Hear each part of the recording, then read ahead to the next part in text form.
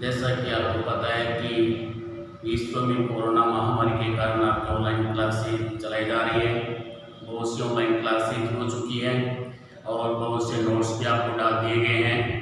आपको बता दें कि आने वाले समय में जितने भी नोट्स डाले गए हैं उनमें से आपका टेस्ट होगा, तो आप उनको याद भी करते रहिए। अगर कोई आपको कोई शिकायत हो तो वो बताइए। तो आज का हमारा जो प्रकरण है वो प्रकरण है केंद्रीय मंत्री परिषद का गठन। केंद्रीय मंत्री परिषद का गठन, ठीक है। हम मंत्री परिषद के गठन के बारे में पढ़ेंगे, मंत्री परिषद की कार्य और शक्तियों के बारे में पढ़ेंगे, मंत्री परिषद बनती कैसी है और किस प्रकार से वो कार्य करती है। तो आज का हमारा जो टॉपिक है वो है केंद्रीय मंत्री परिषद का गठन। इसका है केंद्रीय मंत्री परिषद का गठन। तो आज हम गठन के बारे में बात करते हैं, मंत्री परिषद के बारे में। तो देखो, हमारे संविधान का जो आर्टिकल जो 74 है, कौन सा आर्टिकल है? 74। इस आर्टिकल 74 में कहा गया है, आर्टिकल 74 में कहा गया है अनुच्छेद 74 के तहत, अनुच्छेद 74 के तहत राष्ट्रपति को सलाह एवं सहायता देने के लिए एक मंत्री परिषद होगी, ठीक है। अनुच्छेद कौन से के तहत? 74 के तहत, आर्टिकल 74 के तहत राष्ट्रपति को सलाह और सहायता देने के लिए एक क्या होगी? मंत्री परिषद होगी। आप सबको पता है कि प्रधानमंत्री की नियुक्ति राष्ट्रपति के द्वारा की जाती है। प्रधानमंत्री की नियुक्ति किसके द्वारा की जाती है? राष्ट्रपति के द्वारा की जाती है। राष्ट्रपति प्रधानमंत्री की नियुक्ति करता है, उसके उपरांत प्रधानमंत्री राष्ट्रपति को सलाह देने के लिए, उनकी सहायता करने के लिए एक मंत्री परिषद का गठन करता है। किसका गठन करता है? कि मंत्री परिषद का गठन करता है। इस मंत्री परिषद का मुख्य कार्य होता है अपने देश के लिए नीतियों का निर्माण करना तथा राष्ट्रपति के कार्यों में सहायता प्रदान करना। ये मंत्री परिषद का मुख्य कार्य होता है। वैसे कार्यपालिका का हम संवैधानिक प्रमुख कहें तो कार्यपालिका का संवैधानिक प्रमुख तो होता है कौन? राष्ट्रपति, ठीक है। और राष्ट्रपति संवैधानिक प्रमुख होने के कारण उनकी सहायता के लिए एक मंत्री परिषद का गठन किया जाता है। दो चीजें हैं, एक मंत्री परिषद है, एक मंत्रिमंडल है। मंत्री परिषद होता है उसमें कैबिनेट मंत्री आते हैं, राज्य मंत्री आते हैं, उप मंत्री आते हैं, संसदीय सचिव आते हैं, जबकि मंत्रिमंडल में कैबिनेट मंत्री ही आते हैं जो उच्च स्तर के मंत्री होते हैं। और वो मंत्री वो होते हैं जो वरिष्ठ व्यक्ति होते हैं, जो दल के सबसे बुजुर्ग हैं, सबसे अनुभवशील व्यक्ति होते हैं। उन व्यक्तियों को कैबिनेट मंत्रिमंडल में सम्मिलित किया जाता है, ठीक है। तो सबसे पहले हम बात करते हैं केंद्रीय मंत्री परिषद के गठन के तहत प्रधानमंत्री की नियुक्ति। इसकी नियुक्ति, प्रधानमंत्री की नियुक्ति। कि देखो, अभी आपको बताया गया कि संविधान के आर्टिकल 74 के तहत प्रधानमंत्री की नियुक्ति राष्ट्रपति के द्वारा की जाती है। प्रधानमंत्री है वो कार्यपालिका का प्रमुख होता है, जबकि राष्ट्रपति जो है वो कार्यपालिका का संवैधानिक प्रमुख होता है।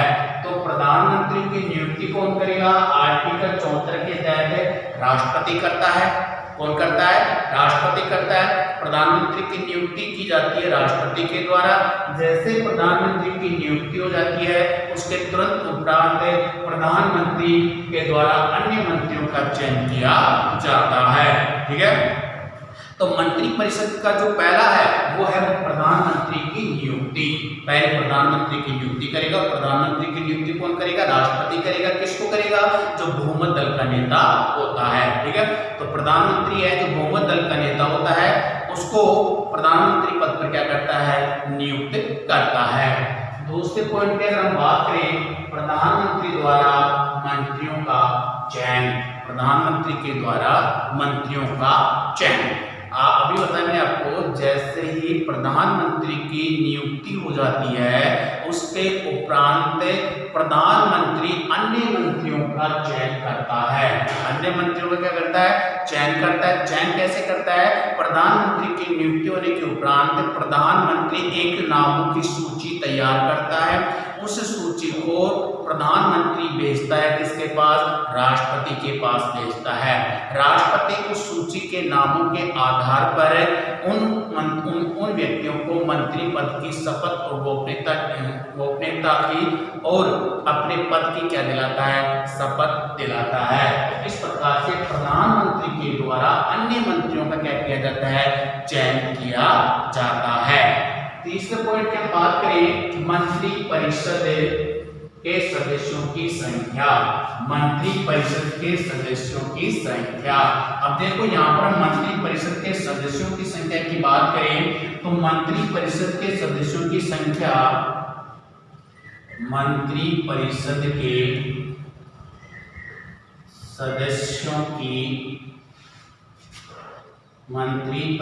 के सदस्यों की संख्या वैसे तो 2003 से पहले मंत्रिपरिषद के सदस्यों की संख्या निश्चित नहीं थी। ठीक है, कितने भी व्यक्तियों को मंत्री पद दिया जा सकता था, लेकिन इस मंत्रिपरिषद के आकार को सुनिश्चित करने के लिए, मंत्रिपरिषद के आकार को निश्चित करने के लिए हमारे संविधान में संशोधन किया गया और वो संशोधन था 51वां संविधान संशोधन। कौन सा संविधान था वो? 51वां संविधान संशोधन। ठीक है, इस संशोधन के तहत, और ये संशोधन हुआ था कब? 2003 में। कब हुआ था ये? 2003 में। 51वें संविधान संशोधन 2003 के द्वारा मंत्रिपरिषद के सदस्यों की संख्या कुल सदस्यों की संख्या का, कुल सदस्यों की संख्या का 15%, सदन के कुल सदस्यों की संख्या का कितना प्रतिशत है? 15% होना चाहिए। कौन से संविधान संशोधन के द्वारा? 51वां संविधान संशोधन के द्वारा। कब हुआ था? 2003 में हुआ था। अर्थात मंत्रिपरिषद के सदस्यों की संख्या को निश्चित करने के लिए हमारे संविधान में एक संशोधन किया गया और वो संशोधन था 51वां संविधान संशोधन, जो कब हुआ था? 2003 में हुआ था। इसके तहत मंत्रिपरिषद के सदस्यों की संख्या सदन के कुल सदस्यों की संख्या का कितना परसेंट रखा गया? 15%। अर्थात लोकसभा के कुल सदस्यों की संख्या कितना रखा गया?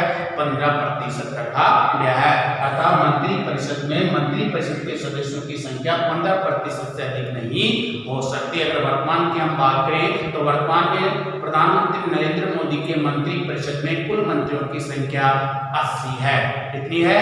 80 है। ठीक है, तो ये थी मंत्रिपरिषद के सदस्यों की संख्या। यहाँ से कई बार कंपटीशन में क्वेश्चन भी पूछ लिया जाता है कि मंत्रिपरिषद की सदस्यों की संख्या को निश्चित करने के लिए कौन सा संविधान संशोधन किया गया? तो वो संशोधन था 51वां संविधान संशोधन कब किया गया? 2003 में किया गया। कितना परसेंट रखा गया? 15% रखा गया। सदन के कुल सदस्यों की संख्या का 15% है। अगला पॉइंट की हम बात करें मंत्रियों में कार्य विभाजन। ठीक है, अगला पॉइंट है मंत्रियों में कार्य विभाजन। अर्थात प्रधानमंत्री के द्वारा मंत्रियों के कार्यों का विभाजन किया जाता है। ठीक है, परिवर्तन भी कर सकता है। जैसे हम प्रधानमंत्री कार्य शक्तियों के बारे में अध्ययन कर रहे थे तो उस समय आपको बताया गया था कि प्रधानमंत्री है वो अन्य मंत्रियों के कार्य का विभाजन करता है। किसी को रेल मंत्री बना दिया, किसी को रक्षा मंत्री बना दिया, ठीक है, किसी को मानव संसाधन मंत्री बना दिया, किसी को वित्त मंत्री बना दिया, किसी को विदेश मंत्री बना दिया। इस प्रकार से उन मंत्रियों के अंदर कार्य का क्या कर दिया जाता है, विभाजन कर दिया जाता है।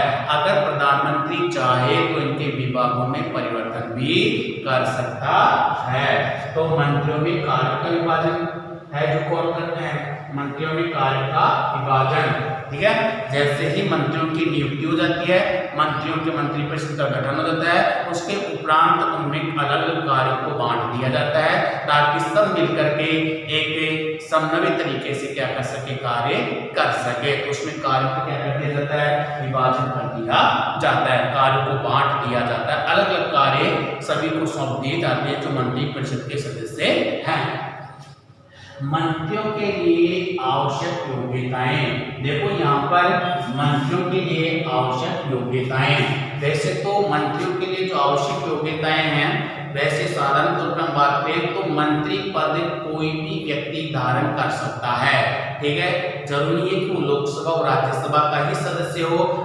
जो व्यक्ति लोकसभा का सदस्य नहीं है, राज्यसभा का सदस्य नहीं है, उस व्यक्ति को भी मंत्री पद पर नियुक्त किया जा सकता है। लेकिन शर्त क्या है कि जिस दिन से किसी व्यक्ति को मंत्री पद दिया गया है, उस मंत्री पद को जिस दिन से उसने धारण किया है तब से लेकर के 6 माह की अवधि के अंदर अंदर, कितने माह की अवधि के अंदर है, 6 माह की अवधि के अंदर, 6 माह की अवधि, ठीक है, 6 माह के अंदर अंदर उसे लोकसभा या राज्यसभा, लोकसभा या फिर राज्यसभा, दोनों में से किसी एक की सदस्यता लेना क्या है, आवश्यक है। अगर 6 माह के अंदर ना उसने लोकसभा की सदस्यता ली है, ना ही उसने राज्यसभा की सदस्यता ली है, तो उस स्थिति के अंदर उस व्यक्ति को उस पद से हटा दिया जाता है। उसकी योग्यता क्या है कि मंत्रिपरिषद में किसी भी व्यक्ति को सम्मिलित किया जा सकता है, लेकिन 6 माह के अंदर अंदर उसे राज्यसभा या लोकसभा दोनों में से किसी एक सदस्य की सदस्यता लेना क्या है, आवश्यक है, अन्यथा उसको पद से हटा दिया जाएगा। तो ये थी मंत्रियों के लिए आवश्यक योग्यताएं, ठीक है। अगले पॉइंट की हम बात करें, मंत्रियों के द्वारा शपथ ग्रहण, मंत्रियों के द्वारा शपथ ग्रहण अर्थात मंत्रियों को जो शपथ दिलाई जाती है वो राष्ट्रपति के द्वारा दिलाई जाती है, पद और गोपनीयता की। किसकी शपथ दिलाई जाती है, पद और गोपनीयता की, पद और गोपनीयता की क्या दिलाई जाती है, शपथ दिलाई जाती है। किनको, मंत्रियों को दिलाई जाती है। किसके द्वारा दिलाई जाती है, राष्ट्रपति के द्वारा। किसके द्वारा दिलाई जाती है, राष्ट्रपति के द्वारा दिलाई जाती है। तो मंत्रियों के द्वारा एक शपथ समारोह होता है, उसमें जिन व्यक्तियों को मंत्रिपरिषद में सम्मिलित किया गया है उन व्यक्तियों को राष्ट्रपति के द्वारा उनके पद और गोपनीयता की शपथ दिला करके उनको मंत्रिपरिषद में सम्मिलित किया जाता है। इसके बाद में हम बात करें मंत्रिपरिषद का कार्यकाल। वैसे तो मंत्रिपरिषद का कार्यकाल होता है कितने वर्ष का, 5 वर्ष का। अगर हम बात करें तो मंत्रिपरिषद का कार्यकाल अनिश्चित होता है। मंत्रिपरिषद का जो कार्यकाल होता है वो कैसा होता है, अनिश्चित होता है, अनिश्चित होता है, क्योंकि मंत्रिपरिषद तब तक ही अपने पद पर है जब तक कि लोकसभा का विश्वास उनको प्राप्त है। अगर लोकसभा का विश्वास उनके ऊपर उड़ जाता है तो मंत्रिपरिषद के ऊपर अविश्वास प्रस्ताव ला करके मंत्रिपरिषद को उसके पद से हटाया जा सकता है। लेकिन मंत्रिपरिषद का कार्यकाल लोकसभा के कार्यकाल के बराबर ही माना गया है, ठीक है। कि जितना कार्यकाल लोकसभा का होता है, लोकसभा का कार्यकाल कितने वर्ष का होता है, 5 वर्ष का होता है, तो मंत्रिपरिषद का कार्यकाल कितने वर्ष का होगा, 5 वर्ष का होगा। लेकिन मंत्रिपरिषद लोकसभा के विश्वास पर ही बनी रहती है। अगर लोकसभा के सदस्यों का मंत्रिपरिषद के ऊपर विश्वास हो जाता है तो 2/3 बहुमत के द्वारा अविश्वास प्रस्ताव पारित करके और मंत्रिपरिषद को उसको हटाया जा सकता है, ठीक है। तो मंत्रिपरिषद का कार्यकाल कितने वर्ष का होता है, वैसे तो अनिश्चित होता है और वैसे लोकसभा के कार्यकाल के बराबर होता है, 5 वर्ष। लेकिन उसको है जो अविश्वास प्रस्ताव के द्वारा उसको पद से क्या किया जा सकता है, हटाया भी जा सकता है। मंत्रियों की श्रेणियां, अब देखो यहाँ पर हम बात करें मंत्रियों की श्रेणियां। तो देखो यहाँ पर मंत्रियों की 3 श्रेणियां होती है। मंत्रियों की कितनी श्रेणियां होती है? मंत्रियों की 3 श्रेणियां होती है। ठीक है, कैबिनेट मंत्री, कैबिनेट मंत्री, इसके बाद में राज्य मंत्री, और इसके बाद में उप मंत्री। ठीक है, उप मंत्री। तो मंत्रियों को कितनी श्रेणी में बांटा गया है? 3 श्रेणी में बांटा गया है, कैबिनेट मंत्री, राज्य मंत्री और उप मंत्री। ठीक है, तो मंत्रियों की कितनी श्रेणियां होती है? 3 श्रेणियां होती है। सबसे ऊपर के जो मंत्री होते हैं जो वो कहलाते हैं कैबिनेट मंत्री।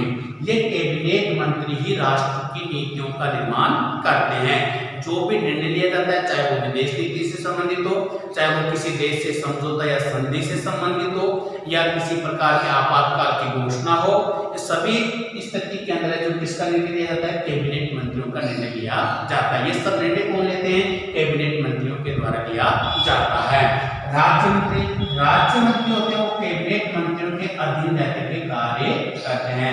इनके अधीन रहकर के कैबिनेट मंत्रियों के अधीन रहकर के कार्य करते हैं। अर्थात कैबिनेट मंत्रियों की सहायता के लिए राज्य मंत्री होते हैं, और ये राज्य मंत्री होते हैं जो कैबिनेट मंत्रियों के अधीन रहकर के क्या करते हैं?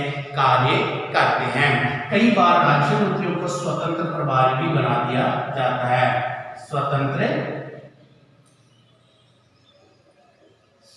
प्रभार भी दे दिया जाता है। कई बार राज्य मंत्री होते हैं उनको स्वतंत्र प्रभार भी दे दिया जाता है। स्वतंत्र प्रभार के बाद में वो अपने है जो नीतियों का निर्माण अपनी स्वतंत्रता से है जो कर सकता है। लेकिन इन राज्य मंत्रियों को कैबिनेट मंत्रियों की बैठक में भाग लेने का अधिकार नहीं है। अगर कैबिनेट मंत्री की बैठक चल रही होती है उसमें राज्य मंत्रियों को है जो सम्मिलित नहीं किया जाता है। लेकिन जब कैबिनेट मंत्री की बैठक चल रही है और कैबिनेट मंत्री की बैठकों की अध्यक्षता कौन करता है? प्रधानमंत्री करता है। और उस बैठक में कोई विषय ऐसा उठा है जो राज्य मंत्री से संबंधित हो, उस स्थिति में राज्य मंत्री को कैबिनेट मंत्रियों की बैठक में आमंत्रित किया जाता है। ऐसे राज्य मंत्री को कैबिनेट मंत्री की बैठक में भाग लेने का अधिकार नहीं है। इसके बाद में आते हैं उप मंत्री। उप मंत्री राज्य मंत्री और कैबिनेट मंत्री दोनों की अधीन रहकर के क्या करता है? कार्य करता है। दोनों की सहायता करता है और दोनों के अधीन रहकर के कार्य करता है। तो एक सबसे ऊपर के मंत्री कौन हुए? कैबिनेट मंत्री। कैबिनेट मंत्री होते हैं जो वरिष्ठ व्यक्ति होते हैं जो अपनी पार्टी से जुड़े हुए काफी वर्ष बीत चुके हैं और उनको काफी है जो शासन चलाने का अनुभव है। उन व्यक्तियों को कैबिनेट मंत्रियों में सम्मिलित किया जाता है। फिर इनके अधीन रहकर के काम कौन करता है? राज्य मंत्री करता है। और राज्य मंत्रियों के अधीन रहकर के कौन करते हैं? उप मंत्री कार्य करते हैं। कई बार राज्य मंत्रियों को स्वतंत्र प्रभाव भी दे दिया जाता है, लेकिन राज्य मंत्रियों को कैबिनेट मंत्रियों की बैठक में भाग लेने का अधिकार प्राप्त नहीं है। आगे हम बात करें मंत्रियों के वेतन एवं भत्ते। ठीक है, समय समय पर संसद के द्वारा मंत्रियों को वेतन निर्धारित किया जाता है। उनको है जो महंगाई भत्ता है, ये सब सुविधाएं उनको प्राप्त होती हैं। ठीक है, तो ये था अपने इसका केंद्रीय मंत्रिपरिषद का गठन। ठीक है, एक बार फिर से हम है जो इस पर नजर डालते हैं। मंत्रिपरिषद गठन आर्टिकल 74 के तहत कहा गया है कि प्रधानमंत्री की परामर्श के लिए राष्ट्रपति की परामर्श के लिए एक मंत्रिपरिषद होगी जो राष्ट्रपति को समय समय पर परामर्श देगी और उसकी सहायता करेगी। और मंत्रिपरिषद है वो राष्ट्रपति की सहायता देने के लिए है जो गठित की जाती है। तो इसमें जो पहला पॉइंट था वो था प्रधानमंत्री की नियुक्ति। और आपको पता है कि आर्टिकल 74 के तहत प्रधानमंत्री की जो नियुक्ति है वो किसके द्वारा की जाती है? राष्ट्रपति के द्वारा की जाती है। जैसे प्रधानमंत्री की नियुक्ति हो जाती है उसके उपरांत प्रधानमंत्री के द्वारा अन्य मंत्रियों का चयन किया जाता है। प्रधानमंत्री नामों की सूची तैयार करके राष्ट्रपति के पास भेजता है। राष्ट्रपति उन नामों की सूची के आधार पर उनको पद और गोपनीयता की शपथ दिलाकर उनका चयन किया जाता है। मंत्रिपरिषद के सदस्यों की संख्या। मंत्रिपरिषद के सदस्यों की संख्या पहले अनिश्चित थी, इसको निश्चित करने के लिए, इस आकार को बनाए रखने के लिए हमारे संविधान में संशोधन किया गया। वो था 11वां संविधान संशोधन, जो कब हुआ था, 2003 में हुआ था।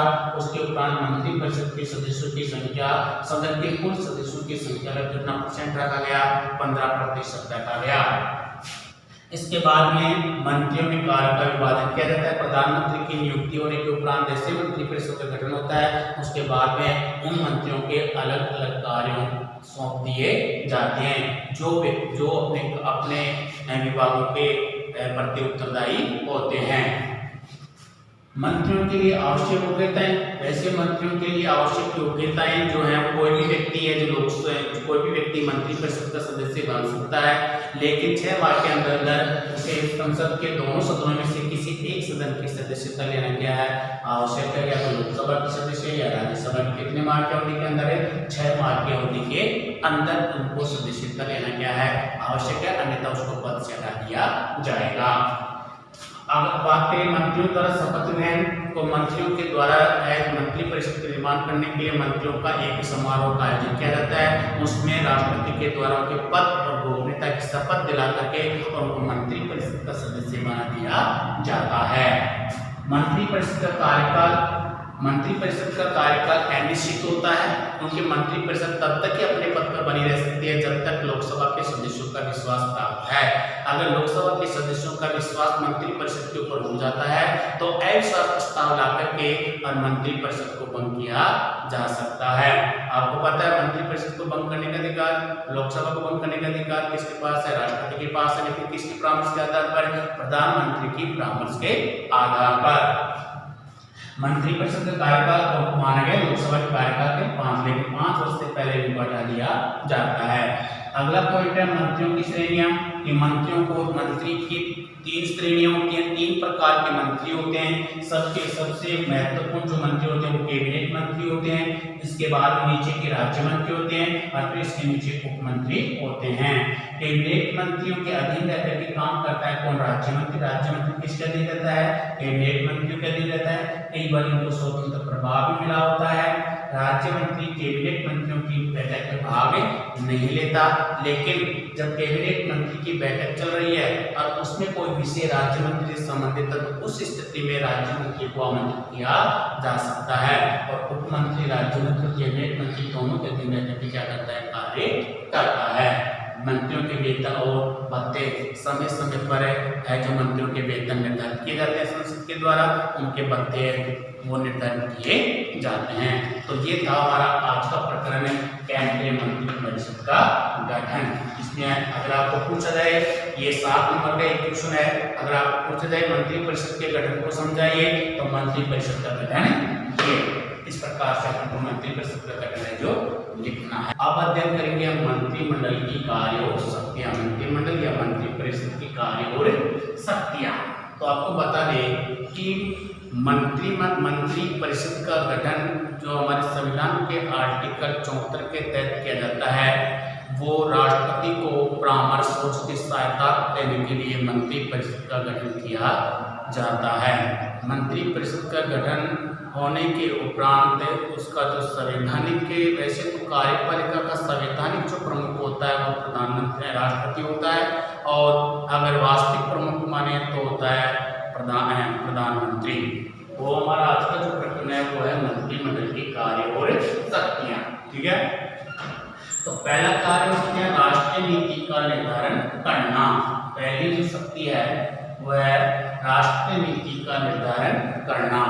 जब राष्ट्र संबंधी जितनी भी नीतियां बनाई जाती हैं वो मंत्रिमंडल के द्वारा बनाई जाती है, मंत्रिमंडल के द्वारा निर्धारित की जाती है कि हमें विदेशी नीति किस तरह से बनानी है, हमें दूसरे पड़ोसी देशों या अन्य देशों के साथ हमें किस प्रकार की नीति बनानी है, हमारे देश के अंदर किस प्रकार की नीतियों को निर्धारित करना है। ये जितने भी कार्य किए जाते हैं वो मंत्रिमंडल के द्वारा किए जाते हैं, अर्थात जितने भी महत्वपूर्ण कार्य होते हैं वो किसके द्वारा किए जाते हैं, मंत्रिमंडल के द्वारा किए जाते हैं। तो पहला पहला जो कार्य है वो है राष्ट्रीय नीति का निर्धारण करना।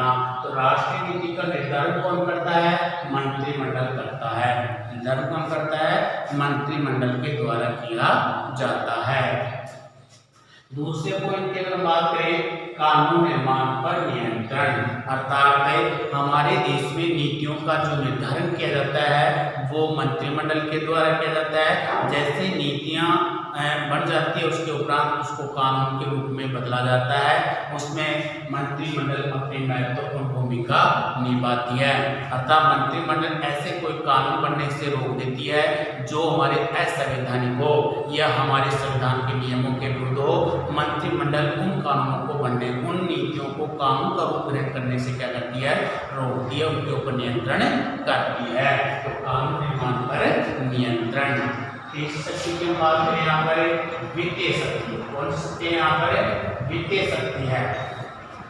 देखिए हमारे हर वर्ष बजट तैयार किया जाता है जिसको हम वित्तीय वर्ष कहते हैं। बजट जो तैयार होता है वो होता है 1 अप्रैल से 31 मार्च के बीच का समय, उसे हम वित्तीय वर्ष कहते हैं। इनमें एक बजट तैयार किया जाता है। बजट का अर्थ होता है कि आज और व्यय का पूर्व में जो लेखा जोखा किया जाता है उसे कहते हैं बजट कहते हैं। बजट होता है वो मंत्री परिषद के देखरेख में तैयार किया जाता है। वित्त मंत्री इसको तैयार करता है, वित्त मंत्री बजट तैयार करता है, लेकिन इसकी देखरेख में तैयार करता है, मंत्रिमंडल की देखरेख में तैयार किया जाता है। जैसे ही मंत्रिमंडल बजट की स्वीकृति प्रदान कर देता है उसके उपरांत वित्त मंत्री है जो बजट को लोकसभा में रखता है। ठीक है, तो मंत्री परिषद की परामर्श के बिना वित्त मंत्री बजट को लोकसभा में नहीं रख सकता, उसकी स्वीकृति देना क्या है? आवश्यक है। तो ये कौन सी शक्ति हो गई? वित्तीय कार्य होगा। इसके बाद होता है वैदेशिक संबंधों का संचालन। वैदेशिक संबंधों का संचालन, अगर हम वैदेशिक संबंधों के संचालन की बात करें तो विदेशों से जो भी संधियां होती हैं, जो भी समझौते होते हैं वो किसके द्वारा किए जाते हैं? राष्ट्रपति के द्वारा किए जाते हैं। वैसे तो नाम पर होते हैं राष्ट्रपति के, लेकिन वास्तविक रूप से कौन करता है? मंत्रिमंडल करता है।